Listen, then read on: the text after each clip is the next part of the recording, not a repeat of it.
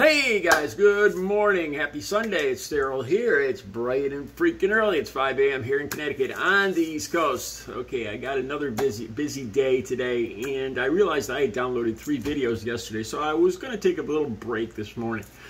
But I started thinking about the video.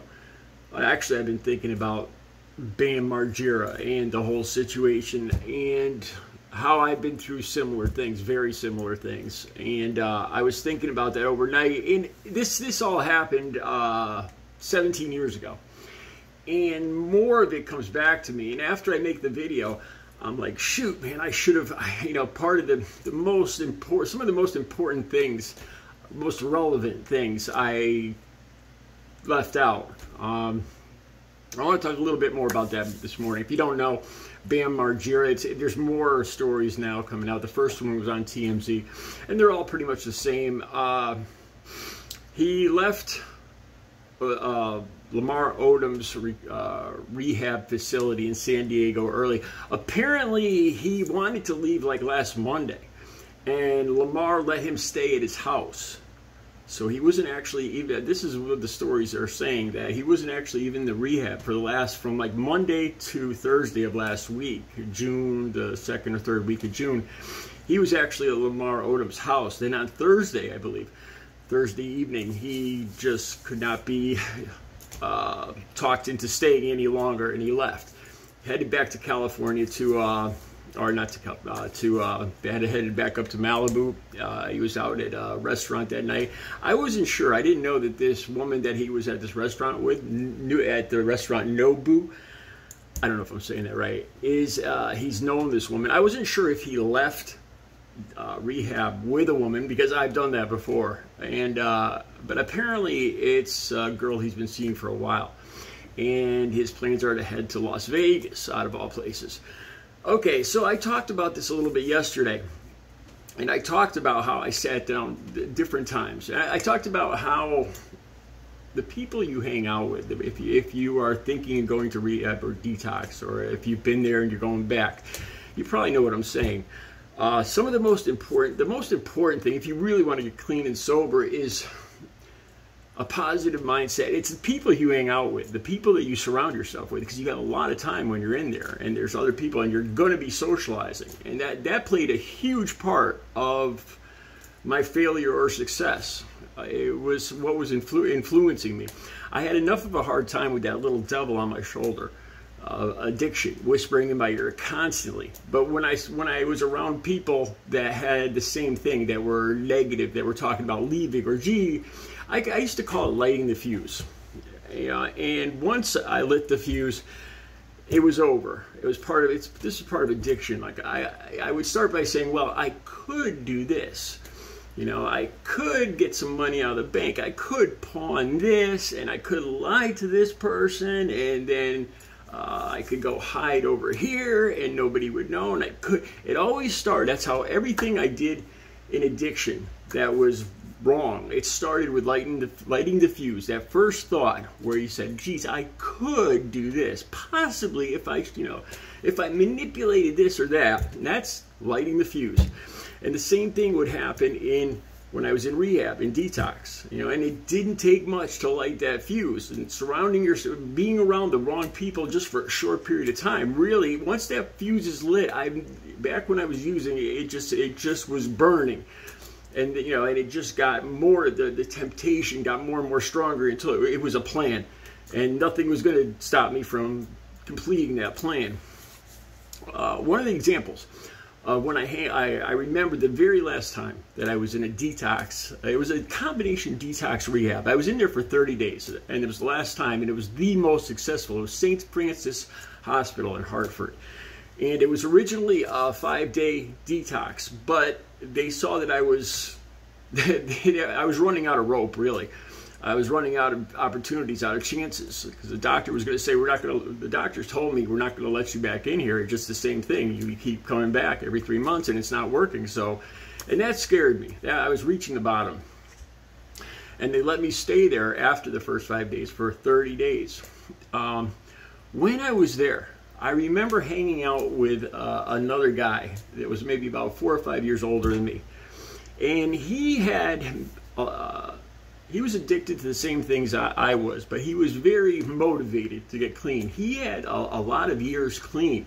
He had actually run sober houses the years before, but he had relapsed. So he was successful. He had started a business. He was helping run rehabilitation clean houses, and then I don't remember the circumstances, but he relapsed. He was into weightlifting and working out. Now, this is when I didn't look anything like this. This is when I weighed about 280 pounds. All my teeth were missing. I cut my own hair. I had burns all over my shirts. I did not look anything like I look now. I had man boobs. I was badly out of shape. And I started hanging around with this guy, and he was into weightlifting. Seriously, more than I've ever been. And I got a positive influence from him. We'd sit next to each other watching movies. We'd talk to the flirt with the girls together. We would actually work out. He'd work out in his room. I'd work out in my room. Now, there's no weights there. And I would lay on my bed. I don't know how he did it in his room, but I would lay on my bed. And you have a chair for your desk. And I would use that chair above my head as weights, as a weight to work out. And I started changing the food they gave us there. I started blotting the fat off the burgers, because everything they give you there is to fatten you up. And I lost, within that 30 days, I couldn't weigh myself, but I lost weight, and I started to actually get more fit, because I was hanging out with a positive person. I have no idea. I can't even remember this guy's name. I wish I could. I don't know if he was successful when he got out, but that's the difference. And that time I was successful. I had a relapse a bit when I got out, but I ultimately was successful that year on October 23rd, 2006, and I did get clean and sober till now for 16 and a half years. It's surrounding yourself with positive people. That made all the difference that time. Now, here's another example. Yesterday, I talked about how at ADRC, how that one rehab, that I sat down at a table and I was chatting with these women. And one of the women was a dealer, and I had forgotten the whole thing that happened that night. Now, one of the girls was flirting with me, and we made a plan to leave. She lived not far from me, a town maybe 10 miles away from me. So one of us, I don't know which one checked out first. We went out against doctor's orders. We left early, just like BAM MARGERA. And she left a little while later. We met up outside, and I had a car.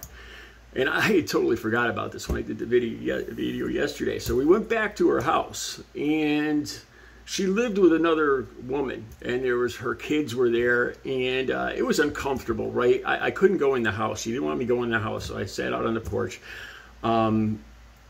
Eventually, she got in touch with somebody she knew, and she said there could be a good deal for me if I did a favor for somebody, famous last words. And it was a dealer friend of hers, this guy, and we went and picked him up. So I believe, if I remember right, it was the three of us. And that night, we drove up to the south end of Hartford. Now, I was driving a beat-up Ford Thunderbird, missing a headlight, and we're driving up there. I got one headlight out. And I thought he was just going to get, a little bit, I'd get thrown a bag or two or something like that. Once we got up there, he was all nervous. Now, once we got up there, he got out of the car in the south end of Hartford and came back a short while later. And I found out that he was picking up a brick. That's 10 bundles. It's 100 bags of heroin, which is a substantial amount. So I get nervous. And then I remember one of my headlights is out.